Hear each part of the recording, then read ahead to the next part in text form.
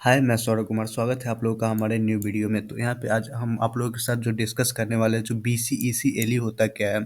तो बीसीईसीएलई में जो एडमिशन प्रोसेस होता है, आप वहाँ पे एडमिशन कैसे लीजिएगा, एडमिशन प्रोसेस को उसके साथ-साथ यहाँ पे जो काउंसलिंग होता है, एलिजिबिलिटी क्राइटेरिया और इसका जो सिलेबस क्या होता है, ये सब हम आप लोगों के साथ डिस्कस करने वाले हैं। तो यहाँ पे सबसे पहले देखते हैं कि बीसीईसीएलई क्या है। बीसीईसीएलई लैटर एंट्री से आपको सीधा सेकंड ईयर के इंजीनियरिंग में आपको एडमिशन मिलेगा।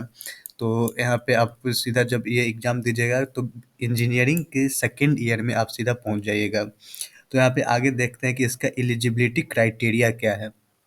तो बीसीईसीएलई का जो एलिजिबिलिटी क्राइटेरिया पास्ट 10+2 इंटरमीडिएट और equivalent with the minimum aggregate of 45%। यहाँ पे आपको 45% के साथ 10+2 मतलब इंटर पास होना चाहिए and must have appeared and pass in the diploma in engineering equivalent with the minimum aggregate of 45%। आपको 45% के साथ आपको डिप्लोमा इन इंजीनियरिंग होना चाहिए और उसके साथ ही अगर आप पॉलिटेक्निक पास है, यहाँ पे आपको देख सकते हैं must have appeared and passed polytechnic examination conducted by the Bihar state board of technical education. जो पॉलिटेक्निक का बोर्ड है, Bihar state board of technical education, इसके द्वारा आप पॉलिटेक्निक पास होने चाहिए। उसके बाद आप यहाँ पे बीसीईसीएलई के लिए एलिजिबल है। तो आगे देखते हैं कि यहाँ पे बीसीसीएलई का जो सिलेबस है वो सिलेबस क्या है। तो बीसीसीएलई में सिलेबस में सबसे पहले आपको यहाँ पे देखने को मिल जाएगा मैथमेटिक्स। मैथमेटिक्स में आप देख सकते हैं यहाँ पे अलजेब्रा से आपको क्वेश्चन आते हुए मिल जाएंगे, calculus, vector algebra, statics and probability का क्वेश्चन आपको यहाँ पे दिखेगा। और उसके साथ ही आप देखिएगा तो फिजिक्स में मैकेनिक्स से आपको क्वेश्चन देखने को मिलेगा, हीट एंड थर्मोडायनामिक्स का क्वेश्चन देखिएगा, electricity and magnetism, optics and modern physics से आपको क्वेश्चन देखने को मिलेगा। यहाँ पे मॉडर्न फिजिक्स से कुछ ज़्यादा क्वेश्चन रहता है और थर्मोडायनामिक्स से भी क्वेश्चन रहता है, सबसे रहता है। तो यहाँ पे आप उसके बाद केमिस्ट्री का बात करते हैं। तो केमिस्ट्री में देखिए बेसिक कॉन्सेप्ट जो केमिस्ट्री का वो वहाँ से क्वेश्चन रहेगा, chemical bounding, chemical kinetics, organic chemistry and inorganic chemistry आपको यहाँ से क्वेश्चन देखने को मिलेगा। तो यहाँ पे जैसा केमिस्ट्री का बात है तो केमिस्ट्री में हम करेंगे कि जो हमारे चैनल है वहाँ पे हम एक है जहाँ पे हम प्रीवियस ईयर क्वेश्चन को हम डिस्कस करते हैं और उसका आप एक प्लेलिस्ट क्रिएट कर देंगे। वहाँ से आप हमारे प्लेलिस्ट में जाके हमारे देख सकते हैं कि प्रीवियस ईयर क्वेश्चन किस प्रकार से आता है। हम केमिस्ट्री का डिस्कस किए वहाँ से आप हमारे चैनल में जाके देख सकते हैं, प्लेलिस्ट हम क्रिएट कर देंगे और प्रीवियस ईयर क्वेश्चन को डिस्कस करेंगे हम वहाँ पे केमिस्ट्री का। तो चलिए हम आगे देखते हैं कि इसका एग्ज़ाम पैटर्न क्या है। तो यहाँ बीसीसीएलई का एग्ज़ाम पैटर्न जो है वो एमसीक्यू क्वेश्चन आपको यहाँ पे देखने को मिलेगा। चॉइस मल्टीपल चॉइस क्वेश्चन आपको यहाँ पे देखने को मिलेगा। यहाँ पे नंबर ऑफ क्वेश्चन का बात करते हैं तो टोटल नंबर ऑफ क्वेश्चन आपको 150 मिलेगा और with 30 question from the each subject आपको 30 क्वेश्चन सारे सब्जेक्ट से देखने को मिलेगा। यहाँ पे फिजिक्स, केमिस्ट्री एंड मैथमेटिक्स से आपको क्वेश्चन देखने को मिलेगा and each question carries 1 marks.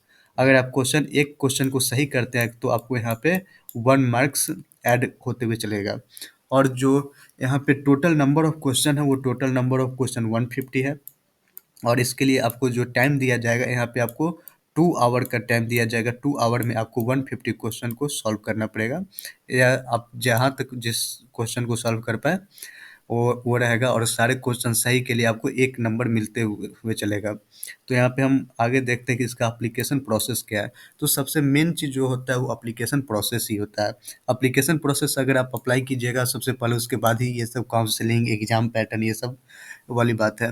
और उसका क्या है तो सबसे पहले यहाँ पे जब हम देखते हैं कि एप्लीकेशन प्रोसेस में आपका एप्लीकेशन आता कब है, तो हम प्रीवियस ईयर का तो बात करें और इस साल का बात करें तो हर एक 4th मंथ मतलब आपको चौथे महीने में आपको यहाँ पे इसका फॉर्म आपको देखने को मिलेगा ऑनलाइन बीसीईसी के वेबसाइट पे।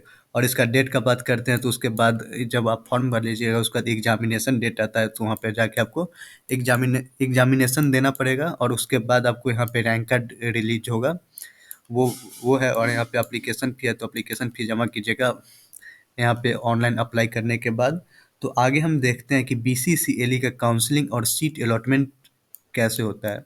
तो बीसीसीएल का जो काउंसलिंग होता है, तो सबसे पहले जब आप एग्ज़ाम दिए हुए रहेगा, तो वहाँ पे उससे आपको रैंक कार्ड आपको देखने को मिलेगा। यहाँ पे आपको रैंक कार्ड देखने को मिलेगा और उस रैंक में आपका जो कैटेगरी वाइज रहेगा, तो कैटेगरी वाइज आपका वहाँ पे रैंक रहेगा।